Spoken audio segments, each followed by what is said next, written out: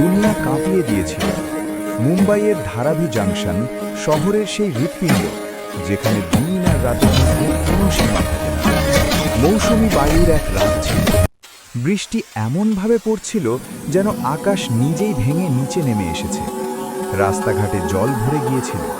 নিয়ন আলোগুলো গর্তের জলে কাঁপতে থাকা প্রতিচ্ছবি তৈরি করছিল, আর হর্নের আওয়াজগুলো একে অপরের সাথে মিশে গিয়ে কোনো আহত পশুর আর্তনাদের মতো শোনাচ্ছিল। অর্জুন মালহোত্রা ৩২ বছরের এক অটো চালক। তার পুরনো হলুদ কালো অটোটি রাস্তার ধারে একটি বন্ধ পানের দোকানের সামনে দাঁড় করিয়ে বসেছিল। তার জামা কাপড় ভিজে গিয়েছিল, হাত ঠান্ডায় অসাড় হয়ে গিয়েছিল, এবং মোবাইল ফোনের ভাঙা স্ক্রিনে ট্যাক্সি অ্যাপ বারংবার নো রাইড ফাউন্ড দেখাচ্ছিল। আজ তার দিনটি শুধু খারাপ নয়, বরং নিষ্ঠুর ছিল। তার আর মাত্র ৪,০০০ টাকা প্রয়োজন ছিল, ব্যাস ৪,০০০। তাতেই তার মায়ের ওষুধ চলে আসত। সে গভীর শ্বাস নিল, কপাল থেকে জল মুছল, আর মনে মনে বলল, আজ শহর আমাকে আপন করে নেয়নি। সে অটো স্টার্ট করতে যাবে, ঠিক এমন সময় হঠাৎ এক তীক্ষ্ণ চিৎকারের মতো আওয়াজ এলো। ব্রেক, ধাতব সংঘাত। সে মাথা তুলে দেখল, প্রায় ৫০ মিটার সামনে একটি কালো রঙের লাক্সারি সেডান গাড়ি নিয়ন্ত্রণ হারিয়ে ঘুরল, এবং সেই মুহূর্তেই একটি বড় এসইউভি তাকে পাশ থেকে জোরালো ধাক্কা মারল। এটি কোনো দুর্ঘটনা ছিল না, এটি ছিল হামলা। সেডান গাড়িটি ঘুরতে ঘুরতে ডিভাইডারের সাথে ধাক্কা খেল। কাঁচ বাতাসে ছড়িয়ে পড়ল, আগুনের ফুলকি উঠল। অর্জুনের শরীর শিউরে উঠল। তার প্রথম চিন্তা ছিল, পালাও, এটা তোমার বিষয় নয়। মুম্বাই রাতে দয়া দেখায় না, বিশেষ করে তাদের প্রতি যারা গরিব। কিন্তু তখনই সে দেখল ভাঙা গাড়ির জানালা দিয়ে এক রক্তমাখা আঙুল কাচের ওপর ধীরে ধীরে টোকা দিচ্ছে। সে থমকে গেল। মানুষ হবার বোঝা মাঝে মধ্যে প্রাণের চেয়েও ভারী হয়ে দাঁড়ায়। অর্জুন অটো সেখানেই ছেড়ে বৃষ্টির মধ্যে দৌড়ে গেল। গাড়ি থেকে পেট্রোলের গন্ধ আসছিল। আগুন যে কোনো সময় লেগে যেতে পারত। ড্রাইভারের সিটে এক মহিলা অচৈতন্য অবস্থায় পড়েছিলেন, বয়স প্রায় ৫৫ বছর। কপাল দিয়ে রক্ত ঝরছিল, কিন্তু তার মুখে তবু এক অদ্ভুত গাম্ভীর্য ছিল, যেন তিনি যন্ত্রণার মধ্যেও হার মানার পাত্রী নন। অর্জুন দরজা টানল, জাম হয়ে গিয়েছিল। সে পকেট থেকে নিজের যন্ত্র বের করল, একটি পুরনো রেঞ্জ, এবং পুরো শক্তি দিয়ে কাঁচ ভেঙে দিল। কাঁচ চটচট করে ভেঙে ছড়িয়ে পড়ল। সে মহিলাকে ২ হাতে কোলে নিল এবং টেনে বাইরে বের করে আনল। তিনি ভারী ছিলেন, খুব ভারী। যেমনই তারা বাইরে বেরোলেন, অমনি গাড়ির নিচ থেকে আগুনের শিখা জ্বলে উঠল। অর্জুন মহিলাকে কাঁধে নিল এবং রাস্তার ধারে নর্দমার দিকে দৌড়াল। এক জোরালো বিস্ফোরণ হলো, আগুন আর ধোঁয়া আকাশের দিকে উঠল। অর্জুন মাটিতে আছড়ে পড়ল। তার শ্বাস দ্রুত চলছিল, কিন্তু মহিলা জীবিত ছিলেন। সে ফোন বের করে অ্যাম্বুলেন্স ডাকতে যাবে, ঠিক তখনই দেখল সেই এসইউভি গাড়িটি দাঁড়িয়ে আছে, পালিয়ে যায়নি। সেখান থেকে দুজন লম্বা চড়া লোক নামল, পরনে কালো রেনকোট, হাতে লোহার রড। তারা জ্বলে যাওয়া গাড়িটির কাছে এসে উকি দিয়ে নিশ্চিত হল। অর্জুনের রক্ত জমে হিম হয়ে গেল। এটি খুন করার চেষ্টা ছিল, এবং তারা যদি মহিলাকে জীবিত পায় তবে সে পরবর্তী লক্ষ্য হবে। সে মহিলার মুখ হাত দিয়ে ঢাকল এবং নর্দমার ভেতরে পুরোপুরি শুয়ে পড়ল। দুজন হত্যাকারী টর্চ নিয়ে আশেপাশে খুঁজতে লাগল। আলো তার দিকে এগিয়ে এলো, আর মাত্র কয়েক পা। অর্জুনের ওই এলাকার কথা মনে পড়ল। নর্দমার পেছনে একটি ভাঙা দেওয়াল ছিল, যা শ্রমিকদের বস্তির দিকে গিয়ে মিশেছে।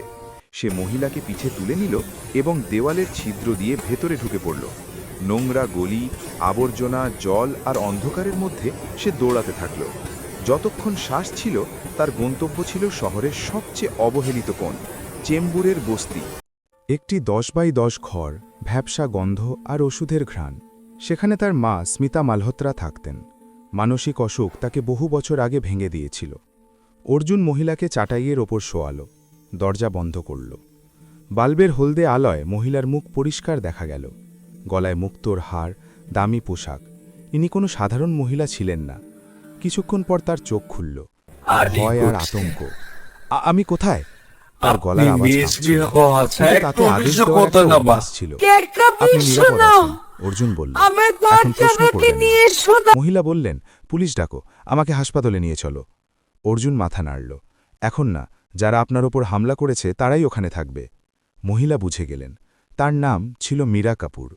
কাপুর গ্রুপের চেয়ারপারসন, এবং হামলাটি তার স্বামী করিয়েছিল। তখনই দরজায় সজোরে ধাক্কা পড়ল, গালিগালাজ আর হুমকি। ঋণ আদায়কারীরা এসেছে। অর্জুনের মুখ ফ্যাকাশে হয়ে গেল। সে মীরাকে আলমারিতে লোকাল। দরজা খুলল। মারধর আর অপমান। কাল দুপুর পর্যন্ত টাকা না পেলে হাত কেটে দেব। তারা চলে গেল। ঘর শান্ত হয়ে এলো। মীরা বাইরে এলেন। তিনি সব দেখে নিয়েছিলেন। তিনি অর্জুনকে দেখলেন, গরিব, ভেঙে পড়া, কিন্তু শিরদাঁড়া সোজা। তোমার টাকা চাই, তিনি বললেন। অর্জুন উত্তর দিল, আমার মাকে জীবিত চাই। মীরা গভীর শ্বাস নিলেন। আমি তোমাকে 5 কোটি টাকা দেব। আমাকে এখান থেকে বের করো আর আমার রক্ষা করো। অর্জুন চুপ করে থাকল। তারপর বলল, যদি আমি মারা যাই তবে আমার মায়ের দায়িত্ব আপনার। মীরা মাথা নোয়ালেন। আমি কথা দিচ্ছি। বাইরে বৃষ্টি তখনও পড়ছিল। আর একটি চুক্তি হয়ে গিয়েছিল, যা ভাঙা দুজনের জন্য মৃত্যুর সমান ছিল। ঘরে এখন শুধু দেওয়ালের স্যাঁতসেঁতে ভাব আর 2 মানুষের মধ্যে এক অস্বস্তিকর নীরবতা। অর্জুন চুপচাপ তার মাকে ওষুধ খাইয়ে দিল, যিনি কোণে বিছানায় অজ্ঞান হয়ে পড়েছিলেন। মীরা কাপুর দেওয়ালের গা ঘেঁষে বসেছিলেন।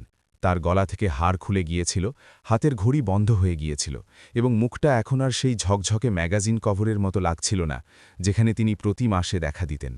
কিন্তু তার চোখে এখনও সেই আদেশ ছিল, সেই নিয়ন্ত্রণ, যা বছরের পর বছরের ক্ষমতা থেকে আসে। কিন্তু আজ সেই আদেশ একটি বিনতিতে পরিণত হয়েছিল। আমাদের বেরোতে হবে এখান থেকে, মীরা নিচু স্বরে বললেন। আমার কাছে সময় নেই। ওরা আমাকে মৃত মনে করছে, কিন্তু বেশি সময় ধরে নয়। অর্জুন তাকে দেখল। আপনি পালাচ্ছেন নাকি লড়তে চান? মীরা তার চোখের দিকে তাকালেন। এখন শুধু বেঁচে থাকতে চাই। অর্জুন জানলা দিয়ে বাইরে উঁকি গেল।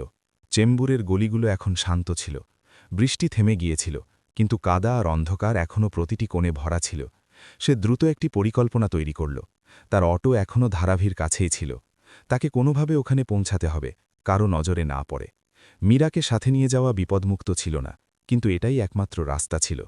আমি আপনাকে এমন এক জায়গায় নিয়ে যাব যেখানে ওরা পৌঁছাতে পারবে না, অর্জুন বলল। কিন্তু তারপর কি হবে সেটা আপনি ঠিক করবেন। মীরা মাথা নাড়লেন। যদি তুমি আমাকে জীবিত রাখো, তবে তোমার জীবন বদলে যাবে। রাত তখন 2টো বেজেছিল। অর্জুন তার মাকে এক প্রতিবেশীর কাছে রেখে এলো, যিনি তার অবস্থা জানতেন এবং বিশ্বস্ত ছিলেন। তারপর সে মীরাকে একটি পুরনো ওড়না দিয়ে ঢাকল, তার মুখে মাটি মাখিয়ে দিল, যাতে তাকে কোনো সাধারণ বস্তির মহিলার মতো লাগে। তারা পেছনের রাস্তা দিয়ে বেরিয়ে পড়ল। মুম্বাইয়ের ঘুম কখনো গভীর হয় না। বলিতে কিছু লোক তখনও জেগেছিল, আবর্জনা পরিষ্কার করা লোক, চাওয়ালা, কিছু ভবক ঘুরে কুকুর। কিন্তু অর্জুন নিঃশব্দে রাস্তা করে নিল। মীরা তার পেছন পেছন হাঁটছিলেন। তার জীবনে প্রথমবার ড্রাইভার ছাড়া, নিরাপত্তা ছাড়া, হাই হিল জুতো ছাড়া। ধারাবি পৌঁছানো সহজ ছিল না, কিন্তু যখনই তারা সেই দোকানের কাছে পৌঁছলেন যেখানে অর্জুন অটো ছেড়েছিল, তার বুক ধক করে উঠল। অটো ওখানেই ছিল, কিন্তু পাশে পুলিশের একটি জিপ দাঁড়িয়েছিল। 2জন পুলিশকর্মী কিছু জিজ্ঞাসাবাদ করছিল। এক পথচারীকে ছবি দেখাচ্ছিল, মীরার ছবি। অর্জুন মীরার হাত ধরল এবং পেছনে টেনে নিল। আমাদের ছবি এখন সবার কাছে আছে, এটা কঠিন হয়ে গেছে। মীরা জিজ্ঞেস করলেন, তোমার কাছে আর কোনো রাস্তা আছে? অর্জুন কিছুক্ষণ ভাবতে থাকল। তারপর সে বলল, একটি লোক আছে। আসলে সে আমার শত্রু, কিন্তু এখন সম্ভবত সেই সাহায্য করতে পারে। তারা পেছনের গলি দিয়ে বেরিয়ে একটি পুরনো ইমারতে পৌঁছলেন, যেখানে একটি বেআইনি গ্যারেজ চলত। সেখানে কাজ করত আমজাদ, এককালে অর্জুনের সাথী, তারপর শত্রু হয়ে গিয়েছিল। 2জনের মধ্যে পুরনো বিবাদ ছিল, কিন্তু পরিস্থিতি তাদের আবার সামনাসামনি নিয়ে এলো। তুই এখানে কি করছিস? আমজাদ জিজ্ঞেস করল। তোর কাছে একটি গাড়ি আছে যা নম্বর প্লেট ছাড়া আর তেজগতির হবে? অর্জুন বলল। কেন? আমজাদ জানতে চাইল। অর্জুন বলল, কারণ যদি তুই না দিস তবে কাল তোর গ্যারেজে পুলিশ আসবে, আর আমার আগে তোর ঘাড় যাবে। আমজাদ মীরাকে দেখল, চিনে ফেলল। তুই কি করে বসেছিস অর্জুন? শুধু সেটুকুই যা একজন মানুষ অন্য মানুষের জন্য করে। এখন হয় সাহায্য কর, না হয় রাস্তা থেকে সর। আমজাদ কিছুক্ষণ চুপ করে থাকল। তারপর সে বলল, 30 মিনিট, আমি তৈরি করছি। গ্যারেজের এক কোণে অর্জুন আর মীরা চা খেলেন। 2জনেই ক্লান্ত ছিলেন। কিন্তু এখন তাদের মধ্যে এক অন্যরকম শক্তি ছিল, যেন মৃত্যুর এত কাছে এসে জীবনের মূল্য বুঝে গেছেন। তুমি জানো তোমার স্বামী এটা কেন করেছে? অর্জুন জিজ্ঞেস করল। মীরা এক লম্বা শ্বাস নিলেন। কারণ আমি তার দুর্বলতা জেনে গিয়েছিলাম। তার ব্যবসায় কালো টাকা, অবৈধ লেনদেন আর রাজনৈতিক আঁতাত আছে। আমি সবকিছু ছেড়ে দেওয়ার সিদ্ধান্ত নিয়েছিলাম, কিন্তু তার ভয় ছিল যে আমি মুখ খুলব। কি বলবেন? অর্জুন জানতে চাইল। সবকিছু। যদি বেঁচে থাকি তবে শুধু নিজের প্রাণ বাঁচাবো না, অন্যদেরও বাঁচাবো। এখন আর কেউ বলার নেই। আমি থাকি বা না থাকি, কিন্তু সত্যি সামনে আসা উচিত। গাড়ি তৈরি ছিল, নম্বর প্লেট ছাড়া, কালো রঙের, দ্রুতগামী আর মজবুত। অর্জুন আর মীরা তাতে সাওয়ার হলেন। আমজাদ চাবি দিল আর বলল, এখন যদি মরিস তবে হিরো হয়ে মরবি। অর্জুন বলল, আমি হিরো নই, শুধু একজন ছেলে যে নিজের মাকে মরতে দেখতে পারে না। গাড়ি রাস্তায় দৌড়াতে লাগল, কিন্তু এই সফর শুধু পালানোর শুরু ছিল না, এটি ছিল ফিরতি যাত্রার শুরু, সত্যের সাথে আর তার এক মূল্যের সাথে। কারণ এখন শুধু মীরার প্রাণ নয়, অর্জুনের সব কিছু বাজি ছিল, এবং যে চুক্তি তারা ঠিক করেছিলেন তা যে কোনো চুক্তির চেয়ে বড় ছিল। গাড়ি মুম্বাইয়ের শুনশান রাস্তায় দ্রুত দৌড়াচ্ছিল। রাতের নিস্তব্ধতা এখন ধীরে ধীরে এক ভয়াবহ সঙ্গীতে পরিণত হচ্ছিল। প্রতি মোড়েই, প্রতি অন্ধকার গলিতে যেন কোনো ছায়া পিছু নিচ্ছে। অর্জুনের হাত স্টিয়ারিংয়ের ওপর ছিল, কিন্তু মাথায় হাজারো প্রশ্ন ঘুরছিল। মীরা চুপচাপ বসেছিলেন। তার চোখ আধবোঝা ছিল, যেন শরীর ক্লান্ত হয়ে গেছে, কিন্তু মন তখনও সজাগ। আমরা কোথায় যাচ্ছি? মীরা জিজ্ঞেস করলেন। নবী মুম্বাইয়ের এক পুরনো ধর্মশালায়, অর্জুন বলল। ওখানে কেউ জিজ্ঞাসাবাদ করে না, কয়েকদিন ওখানে লুকিয়ে থাকতে পারি। মীরা মাথা নাড়লেন। আর কতদিন লুকিয়ে থাকতে হবে? অর্জুন চুপ রইল। সেই প্রশ্নের উত্তর নিজের কাছেও চায়নি। তার জন্য এগুলো শুধু এক রাতের কথা ছিল। মহিলার প্রাণ বাঁচাও, সাহায্য করো, তারপর নিজের জীবনে ফিরে যাও। কিন্তু এখন সবকিছু বদলে গিয়েছিল। রাস্তায় তারা এক ছোট ওষুধের দোকান থেকে ওষুধ কিনলেন। মীরার কপালের ক্ষত তখনও রক্ত ঝরাচ্ছিল। অর্জুন গাড়ি থামাল। ডিকি থেকে এক পুরনো পরিষ্কার তোয়ালে বের করল আর তার কপালে বাঁধল। মীরা তার মুখটা দেখলেন। ঘন দাড়ি, ক্লান্ত চোখ, কিন্তু এক বিচিত্র স্থিরতা। তোমার ভয় লাগে না? মীরা জিজ্ঞেস করলেন। ভয় লাগে, অর্জুন বলল, কিন্তু তার চেয়ে বেশি লজ্জা লাগে যদি আমি ভয়ের কারণে কারো সাহায্য না করতে পারি। গাড়ি এখন বাঁশির বাইরে এক শুনশান এলাকায় পৌঁছে গিয়েছিল। সেখানে একটি পুরনো ধর্মশালা ছিল, ভাঙা জানলা, পাখা যা এখন ঘোরে না, আর এক বুড়ো দারোয়ান যে খুব বেশি প্রশ্ন করত না। অর্জুন মীরাকে ভেতরে পৌঁছল। একটি ছোট ঘর নিল। সেখানে দুটো খাট ছিল, একটি বাল্ব যা টিপটিপ করছিল, আর এক পুরনো পাখা যা ধীরে ধীরে ঘুরছিল। মীরা খাটে বসে পড়লেন। তার শ্বাস দ্রুত চলছিল। অর্জুন পাখা ঠিক করল, জল এনে দিল। আপনার আরামের প্রয়োজন, সে বলল। কিছু ঘন্টা ঘুমিয়ে নিন, সকালে আমরা ঠিক করব আগে কি করতে হবে। মীরা কিছু বলার চেষ্টা করলেন, কিন্তু শব্দ গলায় আটকে গেল। তিনি চুপচাপ শুয়ে পড়লেন। অর্জুন জানলার কাছে বসে রইল, বাইরে দেখতে থাকল। তার মন শান্ত ছিল না। সে মোবাইল অন করল। নেটওয়ার্ক ছিল না, কিন্তু যেমনই সিগন্যাল এলো, নোটিফিকেশনের বন্যা বয়ে গেল। নিউজ হেডলাইন: মীরা কাপুরের কার অ্যাক্সিডেন্ট, পুলিশ মৃতদেহ উদ্ধার না হবার পুষ্টি দিল। মীরা কাপুর মৃত নাকি নিখোঁজ? কাপুর গ্রুপের অভ্যন্তরীণ বিবাদের আশঙ্কা। অর্জুন সব কিছু পড়ল। তারপর একটি ভিডিও দেখল। রজন কাপুর, মীরার স্বামী, মিডিয়ার সাথে কথা বলতে বলতে বলছেন, এটি এক দুঃখজনক দুর্ঘটনা, আমরা সবাই মর্মাহত, পুলিশ তদন্ত করছে। তার মুখে শোকের ভাব ছিল, কিন্তু চোখে কোনো জল ছিল না, কিছুই না। অর্জুন এখন পুরো নিশ্চিত হয়ে গিয়েছিল, এটি এক সুপরিকল্পিত হত্যার চেষ্টা ছিল। সকাল হতেই মীরার শরীর একটু ভালো হলো। অর্জুন পাশের দোকান থেকে চা আর পাউরুটি নিয়ে এলো। মীরা জিজ্ঞেস করলেন, তোমার নাম অর্জুন, কিন্তু তোমার সম্পর্কে কিছু জানি না। কিছু জানার মতো নেই, অর্জুন বলল। জানতে চাই, মীরা জেদ ধরলেন। অর্জুন কিছুক্ষণ চুপ রইল, তারপর বলল, আমার মা একা আছেন, মানসিকভাবে অসুস্থ। আমার বাবা আমাদের ছেড়ে চলে গিয়েছিলেন। আমি পড়াশোনা মাঝপথে ছেড়ে দিয়েছিলাম, অটো চালানো শুরু করলাম, যাতে মায়ের চিকিৎসা করাতে পারি। আজ পর্যন্ত এটাই করে আসছি। মীরা ধীরে জিজ্ঞেস করলেন, আর স্বপ্ন? অর্জুন হাসল। প্রথমবার স্বপ্ন দেখা আমার মতো লোকেদের জন্য বিলাসিতা। মীরা কিছু বললেন না, কিন্তু তার চোখে কিছু একটা বদলাচ্ছিল। দিন গড়াতেই অর্জুন বুঝতে পারল যে জায়গাটা এখন নিরাপদ নয়। পুলিশ নবী মুম্বাইও সক্রিয় হয়ে গিয়েছিল। ধর্মশালার বাইরে কিছু লোক গাড়িতে বসে থাকতে দেখা গেল, যারা বারবার ভেতরে উকি দিচ্ছিল। অর্জুন ঠিক করল, এখন আর পালানো নয়, কিছু করতে হবে। সে মীরাকে বলল, এখন শুধু লুকিয়ে থেকে কাজ হবে না। আপনি চাইলে আমি আপনাকে এক সাংবাদিকের সাথে দেখা করাতে পারি, যে সত্যটা সামনে আনতে পারবে। মীরা চমকে উঠলেন। তুমি সাংবাদিককে চেনো? না, কিন্তু জানি কার সাথে দেখা করতে হবে। মীরা বললেন, যদি আমি সত্যিটা বলি, তবে শুধু আমার নয়, আরও অনেক বড় লোকের মুখোশ খুলে যাবে। তুমি কি এর জন্য তৈরি? অর্জুন তার চোখের দিকে তাকিয়ে বলল, আমি গরিব, কিন্তু কেনা যায় না এমন লোক। আপনি সত্যি বলতে চাইলে আমি আপনার সাথে আছি শেষ পর্যন্ত। মীরা প্রথমবার তার হাত ধরলেন। তবে চলো, এখন সময় এসে গেছে সত্যিটা প্রকাশ করার। তাদের চোখে ভয় তখনও ছিল, কিন্তু সেই ভয়ের নিচে এক নতুন সাহস ছিল, যা শুধু তখনই জন্ম নেয় যখন মানুষ প্রাণ দিতে পারে বা প্রাণ বাঁচাতে পারে। আর অর্জুন ঠিক করে নিয়েছিল সে এখন শুধু প্রাণ বাঁচাবে না, একটি কাহিনীকেও জীবিত রাখবে। ধর্মশালার জানলা দিয়ে রোদ ভেতরে আসছিল, কিন্তু ঘরে তখনও অস্বস্তি ছিল। মীরা সারা রাত ঠিক করে ঘুমননি। তার চোখ লাল ছিল, যেন প্রতি মুহূর্তে কোনো পুরনো ভয়ের সাথে লড়াই করছেন। অর্জুন বাইরের গতিবিধির ওপর নজর রাখল। দুজন লোক অনবরত সেই গাড়িতে বসেছিল যার চেহারা আর নম্বর প্লেট তার কয়েক ঘন্টা আগে দেখা গাড়ির মতো লাগছিল। এখন এখানে এক মুহূর্তও থাকতে পারব না, অর্জুন পরিষ্কার ভাষায় বলল। তাহলে পরবর্তী পদক্ষেপ কি? মীরা জিজ্ঞেস করলেন। আমি এক সাংবাদিকের নম্বর নিয়েছি, সন্দীপ সিং। লোকে তাকে তেজস্বী আর সৎ মনে করে। আমরা যদি তার কাছে যাই আর আপনি প্রমাণ দেন, তবে সে এটাকে ন্যাশনাল মিডিয়াতে নিয়ে আসতে পারে। মীরা তার পার্স থেকে একটি পেনড্রাইভ বের করলেন, যা এতক্ষণ তিনি নিজের কাপড়ের মধ্যে লুকিয়ে রেখেছিলেন। এতে সেই সব ডকুমেন্ট আছে যা রজন আর তার বিজনেস পার্টনারদের কালো ব্যবসার সাথে যুক্ত। বিদেশে অ্যাকাউন্ট, হাওয়ালা, ড্রাগ ট্রাফিকিং, সবকিছু। অর্জুন পেনড্রাইভ নিল আর সেটা নিজের পকেটে রেখে দিল, যেন ওটা এখন শুধু একটা ডিভাইস নয়, বরং একটা বোমা। দুজনে ধর্মশালা থেকে বেরিয়ে পড়লেন। অর্জুন আমজাদের সাথে আবার যোগাযোগ করল, যে এখন অর্জুনের পরিস্থিতি পুরোপুরি বুঝে গিয়েছিল। সে তার এক পুরনো বন্ধুকে ডাকল, যে এখন ট্যাক্সি ড্রাইভার কিন্তু কখনো সাংবাদিকতার ছাত্র ছিল। তারই সাহায্যে তারা সন্দীপ সিংয়ের কাছে পৌঁছলেন।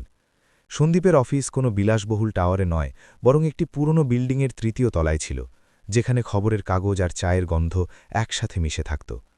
দেওয়ালগুলোতে নেতাদের ছবি ছিল, যাদের মধ্যে অনেকগুলোর উপর লাল কালিতে কাঁচি বা ক্রস চিহ্ন দেওয়া ছিল। আপনি মীরা কাপুর? সন্দীপ জিজ্ঞেস করল, যেন তার বিশ্বাস হচ্ছিল না। মীরা মাথা নাড়লেন। হ্যাঁ, কিন্তু অনেক দিন ধরে শুধু নামটাই বেঁচে আছে। সন্দীপ দরজা বন্ধ করল, পর্দা টেনে দিল আর ক্যামেরা অন করল। যদি আপনি সত্যিটা বলেন, তবে আমি পুরো পৃথিবীকে দেখাব, কিন্তু একবার ক্যামেরা চালু হয়ে গেলে আর পেছনে ফেরা যাবে না। আমি তৈরি, মীরা বললেন। ইন্টারভিউ শুরু হল। মীরা খোলাসা করলেন যে কিভাবে কাপুর গ্রুপ বছরের পর বছর ধরে কালো টাকাকে সাদা করেছে, বিদেশে ভুয়ো কোম্পানির মাধ্যমে ইনভেস্ট করেছে, রাজনেতাদের কিনেছে, আর যখন তিনি এসব নিয়ে প্রশ্ন তুলেছেন তখন তাকে রাস্তা থেকে সরিয়ে দেওয়ার ষড়যন্ত্র করা হয়েছে। ওরা আমার গাড়ির ব্রেক নষ্ট করে দিয়েছিল এবং তারপর সেই দুর্ঘটনাকে নিছক দুর্ঘটনা বলার চেষ্টা করেছে। আপনার কাছে কি প্রমাণ আছে? সন্দীপ জিজ্ঞেস করল। মীরা পেনড্রাইভ টেবিলের ওপর রাখলেন। এতে প্রতিটা চুক্তির ফাইল আছে, প্রতিটা ট্রানজ্যাকশনের ট্রেল আর কিছু অডিও রেকর্ডিংও আছে, যেখানে রজন নিজেই টাকা ট্রান্সফার করার কথা বলছে। সন্দীপ ফাইলগুলো চেক করল, তার চোখ বড় হয়ে গেল। এটি কোনো সাধারণ স্টোরি ছিল না, এটি ন্যাশনাল ব্রেকিং নিউজ ছিল। এমন এক বিস্ফোরণ যা দেশের রাজনীতি আর কর্পোরেট দুই জগৎকেই নাড়িয়ে দিতে পারত। যদি আমি এটা চালিয়ে দিই, তবে আপনার নিরাপত্তার প্রয়োজন হবে, অর্জুন বলল। আমরা এটাই ভাবছি। আপনি কি কোনো রাস্তা জানেন? সন্দীপ মাথা নাড়ল। আমার কাছে দিল্লিতে এক বিশ্বস্ত কন্ট্যাক্ট আছে, সিনিয়র লিগ্যাল অ্যাডভাইজার, যিনি পাবলিক ইন্টারেস্ট কেস ফাইল করেন। আমি তাকে কল করছি। সন্ধ্যা হতে হতে সন্দীপের প্রথম আর্টিকেল লাইভ হয়ে গিয়েছিল। হেডলাইন ছিল, মীরা কাপুর জীবিত, কাপুর গ্রুপের গোপন রহস্য ফাঁস করতে তৈরি। সোশ্যাল মিডিয়ায় আগুন লেগে গেল। নিউজ চ্যানেলগুলো খবর লুফে নিল। রজনের মুখের অভিব্যক্তি পর্যন্ত ক্যামেরায় ধরা পড়ল, কিন্তু এখন তার হাসি উধাও ছিল। রাতে অর্জুন আর মীরাকে এক নিরাপদ জায়গায় পাঠানো হলো, এক এনজিওর গেস্ট হাউসে, যেখানে তাদের পরের দিন লিগ্যাল টিমের সাথে দেখা করার কথা ছিল। কিন্তু সেই রাতেই, যখন সবাই ঘুমাচ্ছিল, অর্জুনের কাছে একটি কল এলো। তুই যা করছিস তার জন্য তোকেও মূল্য চকাতে হবে। গলার স্বরে রাগ ছিল। কে বলছেন? অর্জুন জানতে চাইল। নাম জানার দরকার নেই, শুধু এটুকুই জেনে রাখ, তোর মা এখন নিরাপদ নয়। অর্জুনের শ্বাস থমকে গেল। সে সঙ্গে সঙ্গে কল কাটল আর মীরাকে জাগাল। ওরা আমার মাকে টার্গেট করেছে। মীরা তার দিকে তাকালেন। প্রথমবার তার চোখে আতঙ্ক ছিল। তুমি একা নও, মীরা বললেন। অর্জুন বলল, আমি সাথে চলব। না, আপনাকে এখানে থাকতে হবে। যদি আপনি ধরা পড়েন তবে সব শেষ হয়ে যাবে। সে গাড়ি নিয়ে রাতের অন্ধকারে বেরিয়ে পড়ল। চেম্বুরের বস্তি এখন আরও ভয়াবহ লাগছিল। সে সেই ছোট ঘরে পৌঁছাল, যেখানে তার মা থাকতেন। দরজা ভাঙা ছিল, ঘর খালি ছিল।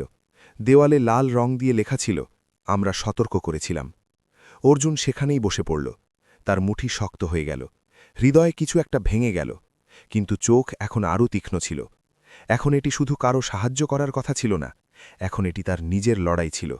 যে তার মাকে ছুঁয়েছে, এখন তাকে অর্জুনের থেকে বেঁচে থাকতে হবে, কারণ এখন অর্জুন শুধু ড্রাইভার নয়, সে সেই সত্যের বাহক হয়ে উঠেছিল যাকে দমন করা এখন অসম্ভব ছিল।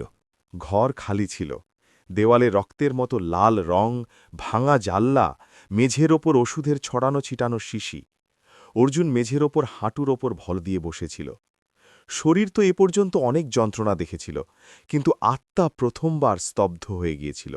মা কোথায় আছে, কোন অবস্থায় আছে, এই চিন্তা করতে করতে তার মাথা থরথর করে কাঁপছিল।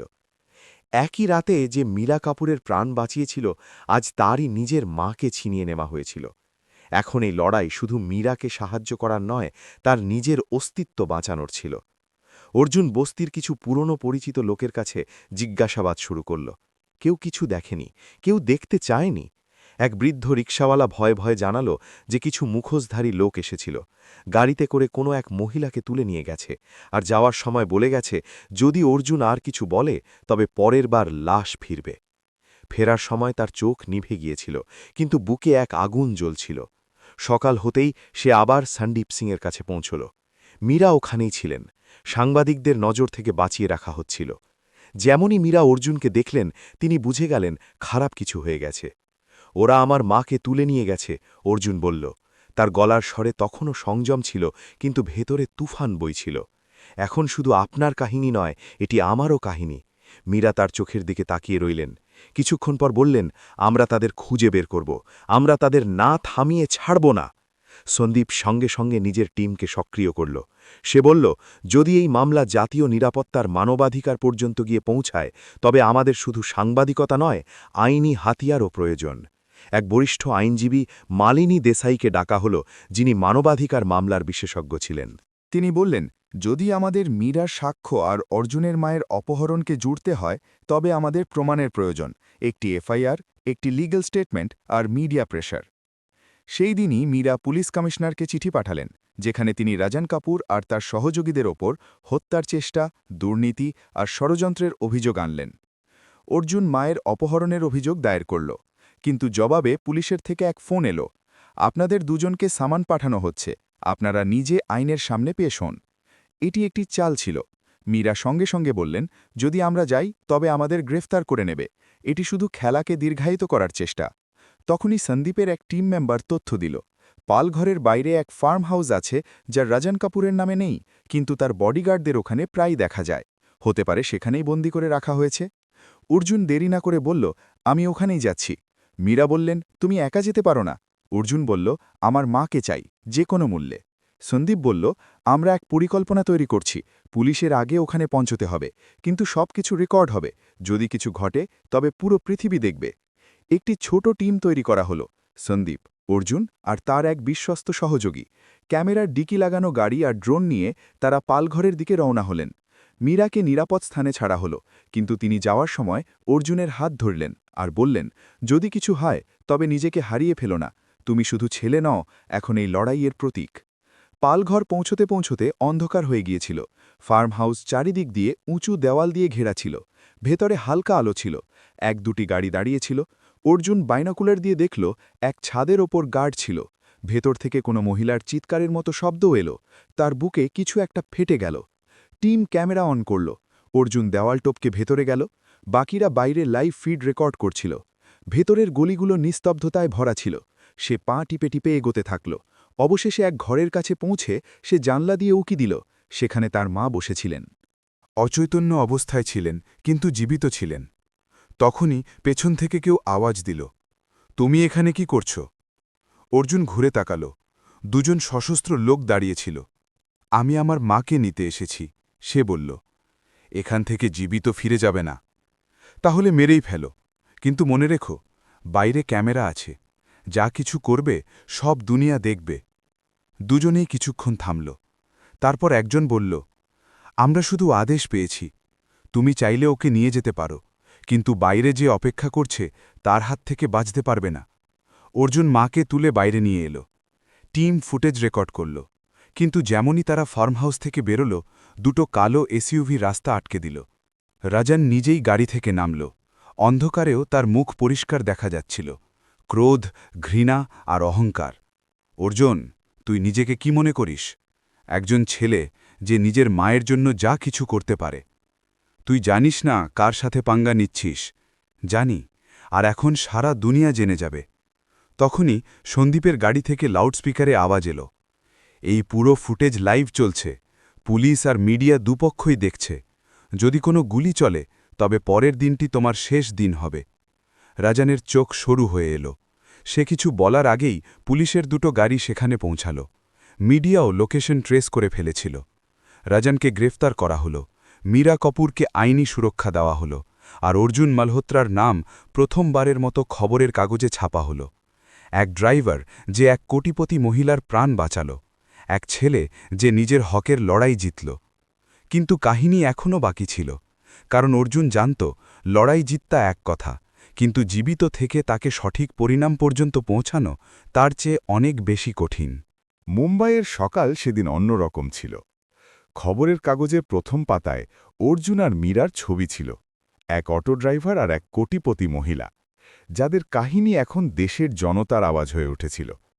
এক বিপ্লব যা নিঃশব্দে শুরু হয়েছে, এরকম শিরোনাম মানুষকে টানছিল।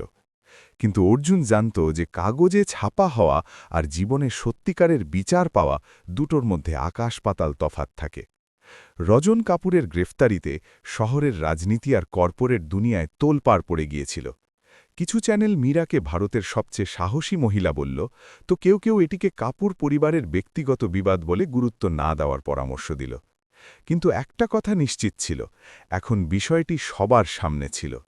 মীরা সরকারি সুরক্ষা পেলেন, অর্জুনকে সাক্ষী করা হল। আদালতে দুর্নীতি, হত্যার ষড়যন্ত্র, মহিলার উপর হামলা আর অপহরণের মতো গুরুতর ধারায় মামলা দায়ের হল। কিন্তু আদালতের বাইরেও এক আদালত চলছিল, জনতার আদালত।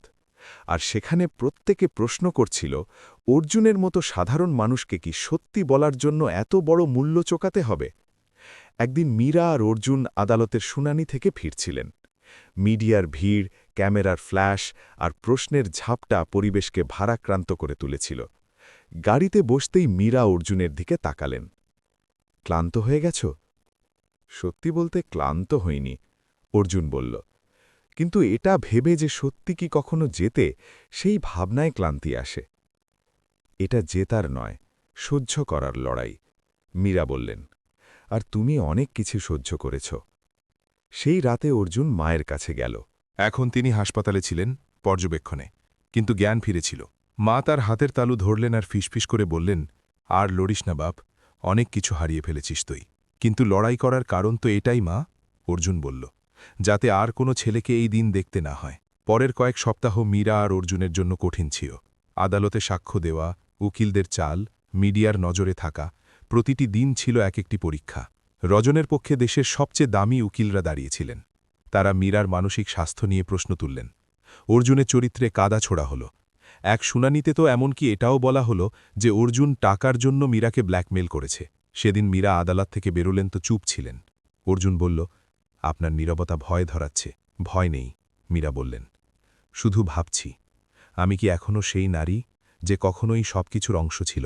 আপনি এখন আর সে নন, অর্জুন বলল। এখন আপনি তিনিই যিনি এই সিস্টেম থেকে বের হয়ে এসেও একে বদলানোর হিম্মত রাখেন। কিছুদিন পর আরেকটা মোড় এলো। আদালতে এক সাক্ষী পেশ করা হলো। রজনের পুরনো বডিগার্ড, যে এখন সরকারি সাক্ষী হতে রাজি ছিল। সে কবুল করল যে রজন নিজেই মীরার দুর্ঘটনার পরিকল্পনা করেছিল। সে টাকা আর ক্ষমতার আড়ালে আইন নিয়ে খেলার চেষ্টা করেছিল। এই সাক্ষ্য মামলাটিকে এক নির্ণায়ক মোড়ে নিয়ে এলো। এখন রায় আসা ছিল কেবল সময়ের অপেক্ষা। কিন্তু এর মধ্যে অর্জুন এক অফার পেল। এক বড় মিডিয়া কোম্পানি তার সাথে যোগাযোগ করল। তারা বলল, আমরা তোমার কাহিনীর ওপর ওয়েব সিরিজ বানাতে চাই। কোটির ডিল হবে, তোমার জীবন বদলে যেতে পারে। অর্জুন চুপ থাকল। তারপর জিজ্ঞেস করল, মীরা ম্যামকে কি সামিল করবেন? না, তারা বলল, উনি সামাজিকভাবে বিতর্কিত হয়ে পড়েছেন। কাহিনী তোমার হবে, গরিব থেকে হিরম। অর্জুন এক মুহূর্ত না হারিয়েই বলল, তাহলে এই কাহিনী অসম্পূর্ণ থেকে যাবে। সে অফার ফিরিয়ে দিল। মীরা যখন এই কথা জানতে পারলেন, তখন তার চোখ ভিজে এলো। কখনো ভাবেননি যেদিন সব ছিনিয়ে নেওয়া হবে সেদিনই কেউ সবকিছু ফিরিয়েও দেবে। অর্জুন হাসি মুখে বলল, আপনি আমাকে শুধু জীবিত ছাড়েননি, আমাকে আমার আওয়াজ দিয়েছেন। এরই মধ্যে আদালতের রায় এলো। রজন কাপুরকে সমস্ত অভিযোগে দোষী সাব্যস্ত করা হলো। আদালত বলল, এটি কোনো একজন নারী বা একজন ড্রাইভারের লড়াই ছিল না, এটি সমাজের সেই নীরবতার বিরুদ্ধে ছিল যা ক্ষমতাশালীদের সামনে হাঁটু গেড়ে বসে পড়ে। মীরা আদালতের বাইরে এক বয়ান দিলেন, সত্যের লড়াই সহজ হয় না, কিন্তু যদি আমরা মাথা না নোয়াই তবে দুনিয়া বদলাতে শুরু করে। অর্জুন ভিড়ের মাঝেই দাঁড়িয়েছিল, কিন্তু তার চোখে এখন শান্তি ছিল। প্রথমবারের মতো সে নিজেকে অন্য কারো ছায়া থেকে বেরিয়ে আসতে দেখল। রাতে যখন সে মায়ের কাছে পৌঁছল তখন দেখল তিনি হাসছিলেন। তুই জিতে গেছিস বাপ, তিনি বললেন। না মা, অর্জুন বলল, আমরা সবাই জিতে গেছি। কিন্তু কাহিনী এখনও শেষ হয়নি। এখন সেই মোড় আসতে চলেছিল যেখানে অর্জুন আর মীরাকে ঠিক করতে হতো যে তারা কি এই এক জয়ের পর চুপ হয়ে যাবেন নাকি এই সত্যকে আরও দূর পর্যন্ত পৌঁছবেন। কারণ যে লড়াই তাদের এখান পর্যন্ত নিয়ে এসেছিল তা এখন অন্য মানুষের জন্য আলো হয়ে উঠতে পারত, এবং হয়তো এটিই ছিল কেবল শুরু। আদালতের রায়ের পর ৩ দিন কেটে গিয়েছিল। মীরা এখন তার নতুন ঘরে ছিলেন, এক সাধারণ অ্যাপার্টমেন্ট যেখানে না ছিল কোনো চাকর, না নিরাপত্তা প্রহরী, না সেই জাঁকজমক যা কখনো তার জীবনের অংশ ছিল। সেখানে কেবল 2টি চেয়ার ছিল, একটি কাঠের টেবিল আর জানলার বাইরে দেখা যাওয়া সমুদ্রের ঢেউ। কিন্তু প্রথমবারের মতো মীরার নিজের ঘরকে নিজের মনে হচ্ছিল। তিনি নিজেই চা বানালেন আর অর্জুনকে ডাকলেন। যখন অর্জুন পৌঁছল তখন দেখল সেই মহিলা যাকে একসময় কোটিপতি বলা হতো এখন এক সাদা সুতির শাড়ি পরে বসে আছেন। কোনো মেকআপ নেই, কোনো অলংকার নেই, কিন্তু চোখে এক অন্য রকমের জেল্লা ছিল। কেমন আছেন? অর্জুন জিজ্ঞেস করল। শান্ত, মীরা বললেন, যেন জীবন প্রথমবারের মতো প্রশ্ন করা বন্ধ করে দিয়েছে। কিন্তু এখন তো সব শেষ হয়ে গেল, তবু এই নিস্তব্ধতা কেন? কারণ সবকিছু জিতেও মনে হচ্ছে যেন কিছু হারিয়ে গেছে। মীরা বললেন, আমার পরিচয়, আমার সম্পর্ক, আমার নাম সবকিছু বদলে গেছে। আর সবচেয়ে আশ্চর্যের বিষয় হল আমার এতে কোনো আক্ষেপ হচ্ছে না। অর্জুন তাকে দেখল। সে জানত এই মহিলা এখনও ভেতর থেকে ভেঙে যাচ্ছেন, কিন্তু নিজেকে সামলে নিয়েছেন। সেই বিকেলে সন্দীপ সিংয়ের ফোন এলো। তোমাদের দুজনকে একটি ফোরামে ডাকা হয়েছে, সত্যের মূল্য নামের পাবলিক ইভেন্টে। সারা দেশ থেকে লোক আসবে। তোমাদের কাহিনী এখন শুধু খবর নয়, এক আন্দোলন হয়ে উঠেছে। মীরা প্রথমে ইতস্তত করলেন, আমি ক্যামেরার সামনে যেতে চাই না, আমি যা করেছি তা জরুরি ছিল, কিন্তু এখন আমি শুধু বাঁচতে চাই। অর্জুন বলল, কিন্তু এটি শুধু আপনার কাহিনী হয়ে নেই, এখন এটি তাদের সবার কাহিনী যারা ভয়ের কারণে চুপ থাকে। আপনার যাওয়া বা বলা কাউকে শক্তি দিতে পারে। মীরা কিছুক্ষণ চুপ থাকলেন, তারপর বললেন, ঠিক আছে, কিন্তু শর্ত আছে, তুমি আমার সাথে স্টেজে আসবে। আমি কোনো নেতা নই। আমিও নই। মীরা হাসলেন, কিন্তু এখন হয়তো আমাদের সেটাই হতে হবে যা কখনো আমরা ভাবতেও পারিনি। ফোরামের দিন এলো, হাজার হাজার মানুষ জমায়েত হয়েছিল। স্টেজে মীরা আর অর্জুন বসেছিলেন। প্রশ্ন করা হচ্ছিল, কিভাবে সাহস এলো, কি মূল্য চোকাতে হলো, ভয় লাগেনি? অর্জুন মাইক নিল, আমি শুধু একজন ড্রাইভার ছিলাম, বাসে, ট্রাফিকে মানুষের গালমন্দ খেয়ে জীবন কাটাচ্ছিলাম। কিন্তু একদিন কারো প্রাণ বাঁচালাম, আর তারপর জানলাম যে সততা শুধু বইয়ে নয়, রাস্তায়ও জরুরি। আমার মাকে তুলে নেওয়া হয়েছিল, আমাকে হুমকি দেওয়া হয়েছিল, কিন্তু আমি জানলাম যে ভয় সব সময় জেতে না। মীরা বললেন, আমি দেখলাম কিভাবে টাকা, ক্ষমতা আর ভয় মানুষকে খামোশ করে দেয়। কিন্তু তারপর এমন এক ব্যক্তির দেখা পেলাম যার কাছে কিছুই ছিল না, টাকা না, পরিচয় না, কিন্তু তার মধ্যে সেই হিম্মত ছিল যা আমার মধ্যে ছিল না। অর্জুন শুধু আমার প্রাণ বাঁচায়নি, আমার আত্মাকেও জীবিত করেছে। ইভেন্টের পর এক মেয়ে তাদের কাছে এলো, হয়তো 22-23 বছর বয়স। সে বলল, আমি বছরের পর বছর ধরে অফিসে এক উচ্চপদস্থ কর্মকর্তার শোষণের শিকার। ভয় পেতাম বলতে, কিন্তু এখন আর পাই না। আপনারা আমাকে সাহস দিয়েছেন।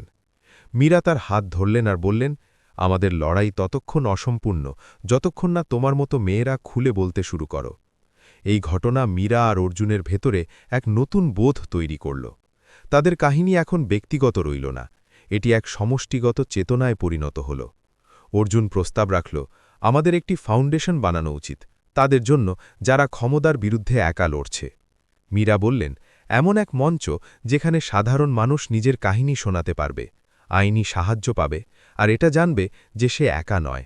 আর এভাবেই সত্যপথ নামের সংস্থা তৈরি হল, এক আওয়াজ সেই লোকেদের জন্য যারা এ পর্যন্ত শুধু শুনে এসেছে কিন্তু এখন বলতে চায়। সত্যপথ প্রথম মাসেই শত শত অভিযোগ নথিভুক্ত করল। এক মজুর মালিকের বিরুদ্ধে মামলা করল, এক বিধবা পঞ্চায়েতে আওয়াজ তুলল, এক কিশোরী তার শিক্ষকের সত্য সবার সামনে আনল। মীরা এখন রোজ সকালে উঠে অফিসে যেতেন। কোনো নিরাপত্তা না, জাঁকজমক না, শুধু একটা টেবিল, একটা ল্যাপটপ আর সেই ফাইলগুলো যাতে শত শত কাহিনী ছিল, প্রতিটি সত্যের পেছনে এক ভেঙে যাওয়া মানুষের লড়াই। একদিন অর্জুন ব্যালকনিতে দাঁড়িয়েছিল, হাতে চায়ের কাপ, সামনে সমুদ্র। মীরা কাছে এলেন আর জিজ্ঞেস করলেন, এখন কি ভাবছ? ব্যাস এই যে, আমি কি আবার অটো চালাবো? কেন নয়? কারণ এখন আমি শুধু সাওয়ারি নয়, দায়িত্বও তুলি। মীরা বললেন, আর আমি এখন শুধু সংস্থা নয়, প্রত্যাশা সামলাই। দুজনেই হাসলেন, কিন্তু সেই হাসির পেছনে যে ইতিহাস ছিল তা কোনো বইয়ে লেখা সম্ভব নয়। তাদের মধ্যে এখন না কোনো সাহেব চাকরের সম্পর্ক ছিল, না গরিব ধনীর ব্যবধান। এখন তারা দুজন মানুষ ছিলেন যারা নিজেদের ভয়কে হারিয়েছিলেন, আর এখন অন্যদের সেই ভাষা শেখাচ্ছিলেন। মীরা বললেন, আমরা তো সত্যের জন্য শুধু রাস্তা খুঁড়েছি, চলা তো এখন অন্যদের কাজ। অর্জুন জবাব দিল, কিন্তু যদি রাস্তা অন্ধকারে হারিয়ে যায়, তবে আমাদের আবার আলো জ্বালাতে হবে। সেদিন সমুদ্র শান্ত ছিল, যেন সেও স্বীকার করে নিয়েছিল যে আসল জয় হইহট্টগোলে নয়, বরং নিস্তব্ধতায় হয়। সত্যপথ সংস্থার বয়স ৩ মাস হয়েছিল। রোজ নতুন অভিযোগ, নতুন মামলা, নতুন মুখ আসত। প্রতিটির পেছনে এক চেপে রাখা চিৎকার, এক না শোনার সত্যি থাকত। মীরা এখন ধীরে ধীরে আবার সমাজে সক্রিয় হয়ে উঠেছিলেন, কিন্তু এখন তার ভূমিকা এক লিডারের নয়, বরং এক শ্রোতার ছিল। তিনি সেই কাহিনীগুলো শুনতেন যা কখনো তার মতো লোকেরা এড়িয়ে যেতেন। অর্জুন এখন অফিসের ম্যানেজার হয়ে গিয়েছিল। সে ফাইল সামলাত, লোকেদের সাথে দেখা করত, ফোন কল করত, আর মাঝেমধ্যে অটোও চালাত। সে বলেছিল যে পরিচয় বদলাতে পারে, কিন্তু মাটি না। একদিন দুপুরে মীরা নিজের অফিসের ঘরে বসেছিলেন। তখন সামনে থেকে একটি চিঠি এলো, পুরনো জামানার মতো হাতে লেখা, কোনো আদালতের মাধ্যমে পাঠানো হয়েছিল। খুলতেই তার চোখ শক্ত হয়ে গেল। অর্জুন ভেতরে এলো, আর তার মুখ দেখে বুঝে গেল কিছু অস্বাভাবিক হয়েছে। কি হয়েছে? মীরা চুপচাপ চিঠিটি তার দিকে বাড়িয়ে দিলেন। রজন কপুরের পক্ষ থেকে ক্ষমা প্রার্থনার একটি আবেদন করা হয়েছিল। সে বলেছিল যে সে নিজের কৃতকর্মের জন্য অনুতপ্ত, আর মীরার সাথে ব্যক্তিগতভাবে দেখা করতে চায়, ক্ষমা চাইতে চায়। অর্জুন চিঠিটি পরে শান্তভাবে মেঝের ওপর রাখল। আপনি কি দেখা করতে যাবেন? মীরা বললেন, আমি জানি না। আমি প্রতিদিন লোকেদের ক্ষমা, পরিবর্তন আর পুনর্বাসনের কথা শেখাই। যদি আমি মানা করে দিই, তবে কি আমি নিজের আদর্শ থেকে মুখ ফিরিয়ে নিচ্ছি না? কিন্তু সেই লোকটা আপনাকে মারতে চেয়েছিল, সে আমার মাকে তুলে নিয়ে গিয়েছিল। জানি, মীরা দীর্ঘশ্বাস নিলেন, কিন্তু এটাও জানি যে ক্ষমা করে দিলে মাঝে মধ্যে বোঝা হালকা হয়ে যায়, অন্যের নয়, নিজের ভেতরের। অনেক চিন্তাভাবনার পর মীরা ঠিক করলেন তিনি জেলে গিয়ে রজনের সাথে দেখা করবেন। অর্জুন পরিষ্কার জানালো, আমি সাথে চলব। দুদিন পর দুজনেই জেলে পৌঁছালেন। একটি আলাদা ঘর ছিল যেখানে সাক্ষাতের ব্যবস্থা ছিল। ক্যামেরার নজরদারি ছিল, কিন্তু কোনো মাইক ছিল না। রজনকে ভেতরে আনা হলো। সে কয়েদির সাদা পোশাক পরেছিল, দাড়ি বেড়ে গিয়েছিল, চোখে ক্লান্তি আর মুখে অনুশোচনার ছায়া। মীরাকে দেখে সে নজর নিচু করে নিল। কিছুক্ষণ নিস্তব্ধতা রইল। তারপর রজন বলল, আমি জানি না তুমি এখানে কেন এসেছ, হয়তো আমাকে ক্ষমা করতে, হয়তো আমাকে শুনতে, কিন্তু কারণ যাই হোক, আমি কৃতজ্ঞ যে তুমি এসেছ। মীরা সোজাসুজি জিজ্ঞেস করলেন, তুমি কি সত্যিই অনুতপ্ত, নাকি এসব তোমার উকিলের পরামর্শ? রজন তার দিকে তাকাল। তুমি জানো আমি মিথ্যে বলে এসেছি, কিন্তু এবার নয়। জেলের রাতগুলো শুধু সময় কেড়ে নেয় না, ওগুলো মানুষের অহংকারও ছিনিয়ে নেয়। তুমি আমাকে মারার চেষ্টা করেছ, আমার সব কিছু কেড়ে নিয়েছ। আমি জানি, এবং হয়তো এই জীবনে এই পাপের প্রায়শ্চিত্ত পুরোপুরি করতে পারব না, কিন্তু এখন যখন আমি সব কিছু হারিয়েছি, তখন গিয়ে জানলাম যে তোমার কাছে যা ছিল তা আমি কখনো কিনতে পারিনি, সত্য আর আত্মার আওয়াজ। মীরা কিছুক্ষণ চুপ করে থাকলেন, তারপর বললেন, আমি তোমাকে ক্ষমা করছি না রজন, আমি নিজেকে মুক্ত করছি।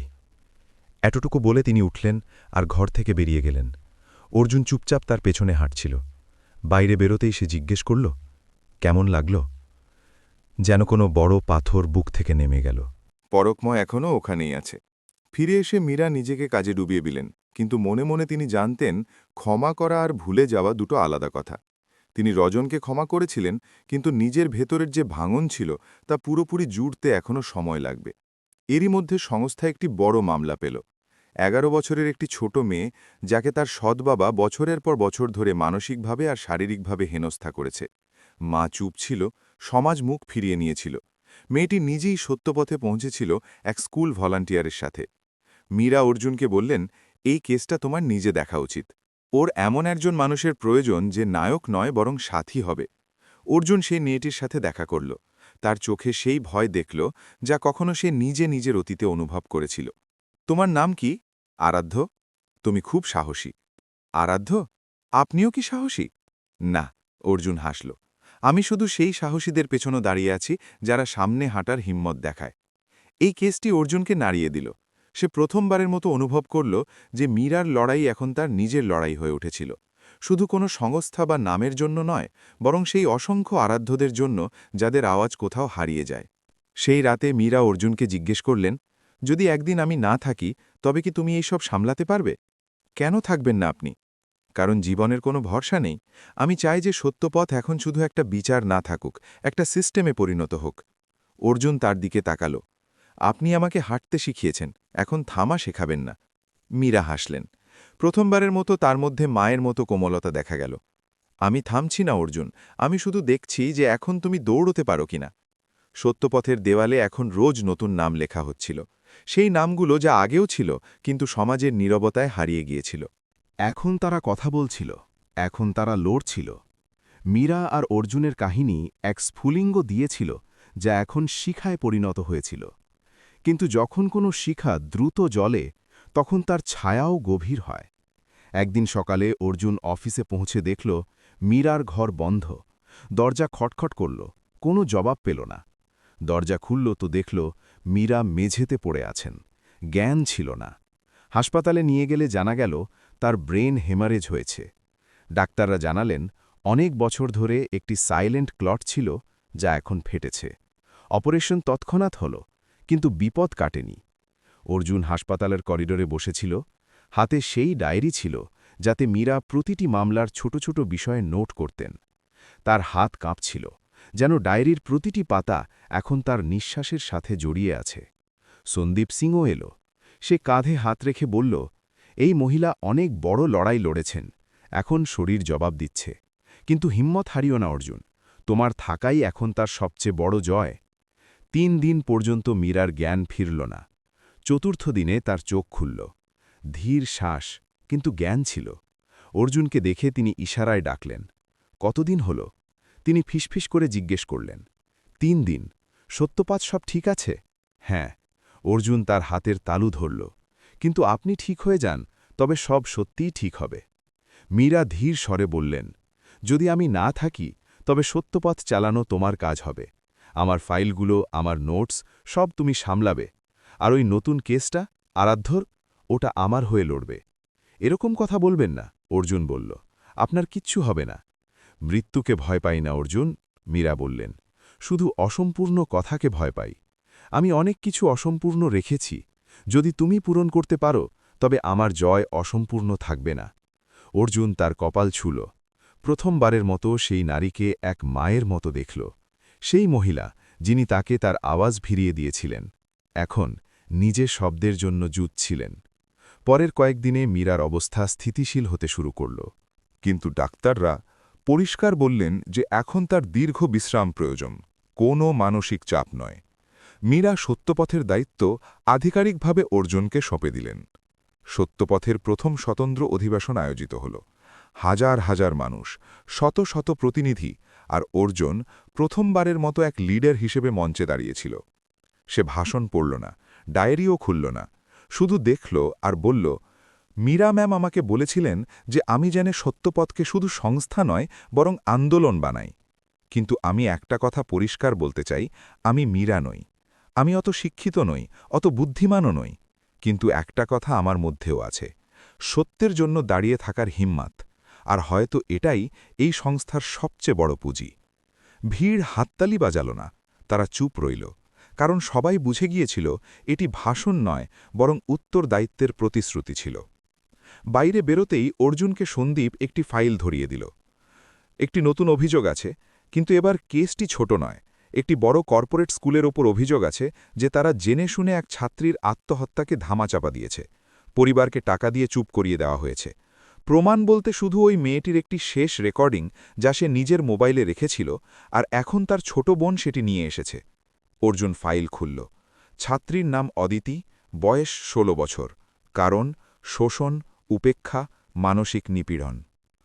আমরা এই কেস লড়ব, অর্জুন বলল, আর একে ওখানেই নিয়ে যাব যেখানে মীরা ম্যাম নিয়ে যেতেন। মীরা হাসপাতালে ছিলেন, কিন্তু তার আত্মা এখন সত্যপথের প্রতিটি কোণে ছিল। অর্জুন জানত এখন সে একা নয়, তার পেছনে হাজারো মীরা ছিল, হাজারো অদিতি, আরাধ্য, আর না জানি কত আওয়াজ যা তাকে সাহারা দিত। রাতে হাসপাতালে গেল। মীরা ঘুমিয়েছিলেন। অর্জুন তার মেজের ওপর সেই ফাইলটি রাখল যার ওপর লেখা ছিল অদিতি কেস, অর্জুনের দায়িত্ব। মীরার আঙুলগুলো একটু নড়ল, যেন তিনি সব জেনে নিয়েছেন। অর্জুন অনেকক্ষণ দাঁড়িয়ে থাকল, আর তারপর সে দ্রুত বাইরে বেরোল। কারণ এখন লড়াই শুধু একটা কেসের ছিল না, এখন এটি একটি উত্তরাধিকারকে জীবিত রাখার লড়াই ছিল। মুম্বাইয়ের বৃষ্টি একবার শহরকে আবার ভেজাতে শুরু করেছিল। সেই রাস্তা, সেই ট্রাফিক, সেই ভিড়। কিন্তু এখন সেই শহরে এক বদল ছিল, যা দেখা যেত না, অনুভব করা যেত। সত্যপথের অফিস এখন শহরের এক পরিচয় হয়ে উঠেছিল, আর অর্জুন মালহোত্রা এখন শুধু এক অটো ড্রাইভার নয়, এক আওয়াজ হয়ে উঠেছিল। তাদের জন্য যারা বলতে পারে না, আর তাদের জন্য যারা বলতে ভয় পায়। মীরা কাপুর এখন হাসপাতাল থেকে ফিরে এসেছিলেন, কিন্তু ডাক্তারদের কড়া নির্দেশ অনুযায়ী পুরোপুরি বিশ্রামে ছিলেন। তিনি তার অ্যাপার্টমেন্টে থাকতেন, যেখানে কোনো আড়ম্বর ছিল না, শুধু বই, ডায়েরি আর জানলা দিয়ে দেখা খোলা আকাশ। সেদিন অর্জুন সংস্থায় একটি মিটিং নিচ্ছিল। অদিতি কেসের শুনানি কাছেই ছিল, আর তার বোন জয়াকে আদালতে সাক্ষ্য দিতে হবে। সে ভয় পাচ্ছিল, কিন্তু অর্জুন তার সাথে প্রতিটা রিহার্সাল করল, তার সংকোচগুলো বুঝল, আর তাকে এক বন্ধুর মতো ভরসা দিল। মিটিংয়ের পর সন্দীপ সিং অর্জুনের সাথে দেখা করতে এলো। আজ তোমার সাথে কিছু শেয়ার করার আছে, সন্দীপ বলল। মীরা ম্যাম কয়েক সপ্তাহ আগে একটি ট্রাস্ট ডিডে সই করেছিলেন। ট্রাস্টের নাম হল মালহোত্রা ফাউন্ডেশন, আর তিনি চান যে তুমি এর চেয়ারম্যান হও। অর্জুন কিছুক্ষণ চুপ থাকল, তারপর বলল, কিন্তু কেন? মীরা ম্যাম নিজেই এর সাথে যুক্ত আছেন, ওনারই এর নেতৃত্ব দেওয়া উচিত ছিল। তিনি বলেছিলেন, আমি অর্জুনের মধ্যে শুধু সাহস নয়, ভারসাম্যও দেখেছি। সে লড়ে, কিন্তু ঘৃণা ছাড়াই। এরকম মানুষই সমাজকে দিশা দিতে পারে। অর্জুন ডিটটি দেখল। প্রথমবারের মতো সে অনুভব করল যে তার লড়াই এখন তার একার নয়। এটি একটি দায়িত্ব ছিল, যা না তো মায়ের অসুস্থতা থেকে শুরু হয়েছিল, না মীরার গাড়িতে। এটি অনেক আগে শুরু হয়ে গিয়েছিল, যখন সে প্রথমবারের মতো নিজের ভয়ের সাথে লড়েছিল। সন্ধ্যায় অর্জুন মীরার সাথে দেখা করতে গেল। তিনি ব্যালকনিতে বসেছিলেন, হালকা নীল রঙের সুতির শাড়িতে, মুখে সেই সারল্য যা কোনো বেঁচে যাওয়া যোদ্ধার থাকে। শুনলাম আপনি আমার নাম একটি ট্রাস্টে লিখে দিয়েছেন। অর্জুন হাসি মুখে বলল, হ্যাঁ। মীরা ধীর স্বরে বললেন, এখন তুমি সেই কাজ করছো যা আমি কখনো ভাবতাম, কিন্তু করতে পারিনি। কিন্তু আপনি তো এখনও আছেন, আপনি লিখতে পারেন, গাইড করতে পারেন। আমি এখন শুধু দেখতে পারি। মীরা জানলার বাইরে তাকিয়ে বললেন, তোমরা যা করছো তাতে আমার অংশ আছে, কিন্তু আমার ভূমিকা বদলে গেছে। আপনার কি কখনো আফসোস হয় সেই জীবনের জন্যে যা পেছনে ফেলে এসেছেন? মীরা হাসি মুখে বললেন, প্রত্যেকেরই হয়, কিন্তু তারপর আমি ভাবি, যদি সেই জীবন না হারিয়ে যেত, তবে আমি অর্জুন মালহোত্রাকে কিভাবে চিনতাম। অর্জুন চুপ থাকল। দুজনের মধ্যে এখন শব্দের প্রয়োজন কমে গিয়েছিল। অদিতি কেসের শুনানি শুরু হল। জয়া সাক্ষ্য দিল পুরো আত্মবিশ্বাসের সাথে। স্কুলের উকিলরা তাকে চেপে ধরার চেষ্টা করল, কিন্তু সে ভয় পেল না। তার সাথে শুধু অর্জুন নয়, পুরো সংস্থা দিচ্ছিল। আদালত রায় শোনাল। স্কুল কর্তৃপক্ষ দোষী সাব্যস্ত হল। ক্ষতিপূরণ, জনসমক্ষে ক্ষমা প্রার্থনা আর প্রাতিষ্ঠানিক সংস্কারের আদেশ দেওয়া হল।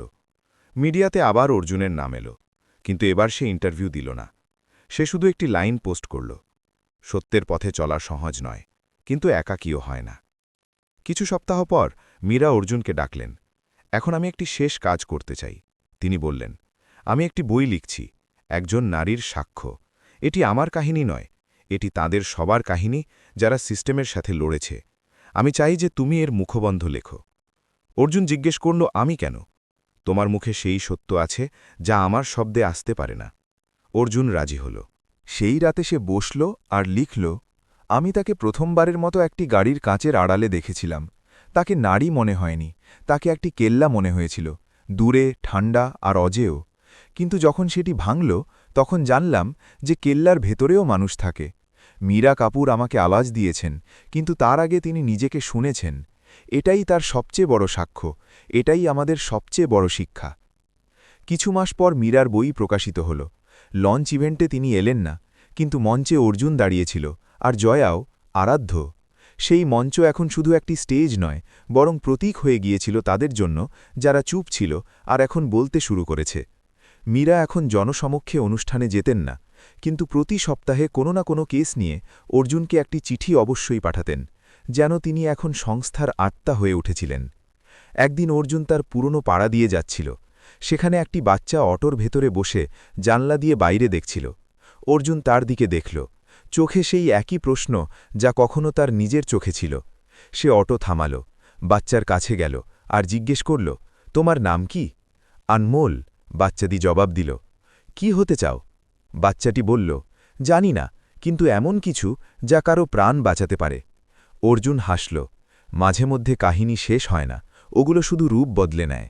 কখনো মীরা কাপুরের হাত থেকে বের হওয়া এক স্ফুলিঙ্গ এখন হাজার হাজার অর্জুন, জয়া আর আনমোলের চোখে জ্বলছে।